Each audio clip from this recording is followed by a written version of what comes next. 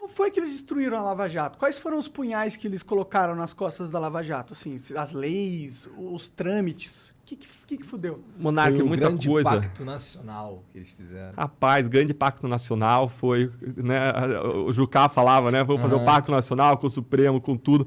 Eu vejo várias decisões que foram adotadas nos vários poderes que foram retrocessos e que minaram a nossa capacidade de combater a corrupção e que minam os resultados dos processos das investigações até hoje. Então, quando a gente olha para 2019 começou em março com uma decisão do Supremo Tribunal Federal que mudou uma regra. Então imagina que você está lá no jogo de futebol e chega no final do jogo, tá lá, vamos dizer, tá 3-1 pro Palmeiras. O Palmeiras fez 3 gols de pênalti.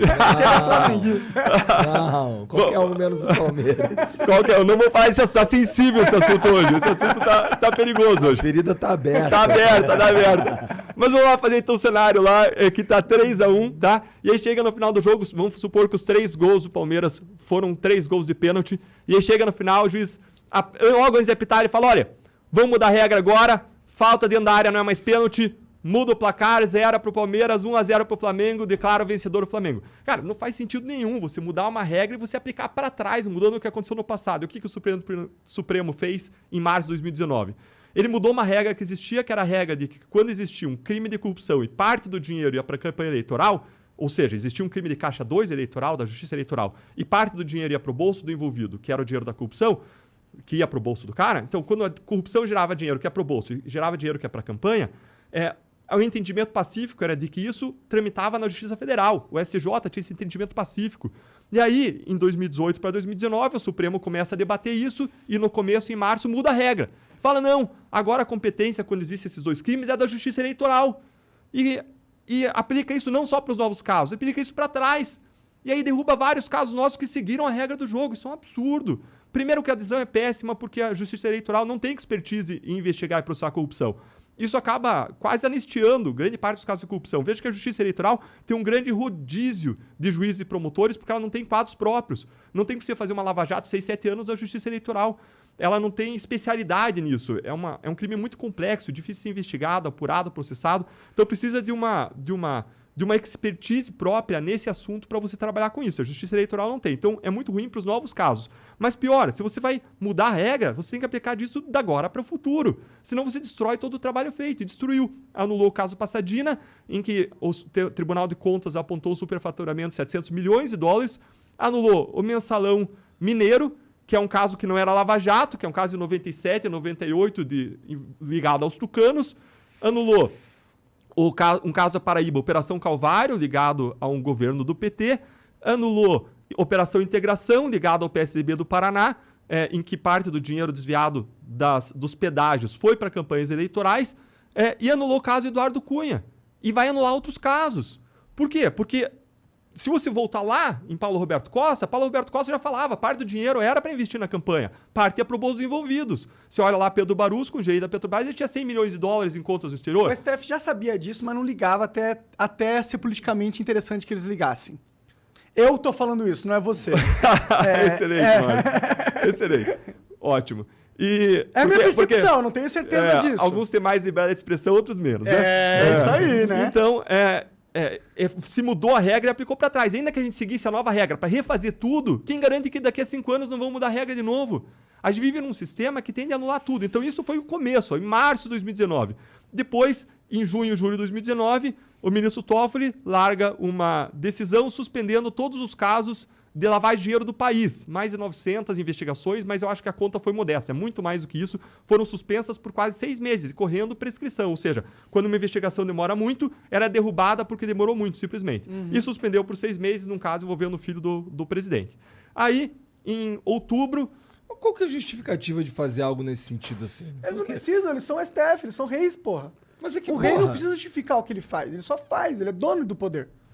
Igor, para ser bem assim, realista, direito não é matemática. Você sempre pode ter posições para 2 sentidos diferentes sobre uma coisa. E qual é o problema? O problema é que o nosso sistema, o fato de existir duas posições, faz com que a gente perca sempre.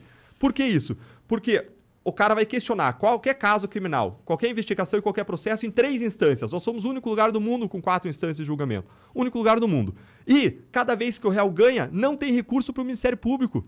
Sempre que ele ganha no habeas corpus em qualquer tribunal, não tem recurso. Então faz a conta matemática. Digamos que tem uma posição em que seja 50% de chance de cada um pensar de um jeito. Com certeza vocês discutem vários assuntos com várias pessoas aqui e várias vezes surgem discordâncias. E é razoável discordar. Então é razoável que os tribunais discordem. Em vários casos, essa discordância seja de, sei lá, 50%.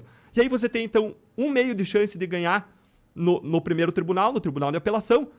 Aí você tem outro 1/2 de chance de ganhar no STJ e mais 1/2 de chance de ganhar no STF. Só que lembre que se você perder em qualquer lugar, Ministério Público, sociedade, perde de uma vez. Porque você não tem recurso. Se o réu perder, ele recorre para o tribunal seguinte. Para você ganhar, você tem que ter, então, 1/2 vezes 1/2 vezes 1/2, uma questão de probabilidade. Então, você tem 1/8 de chance de ganhar.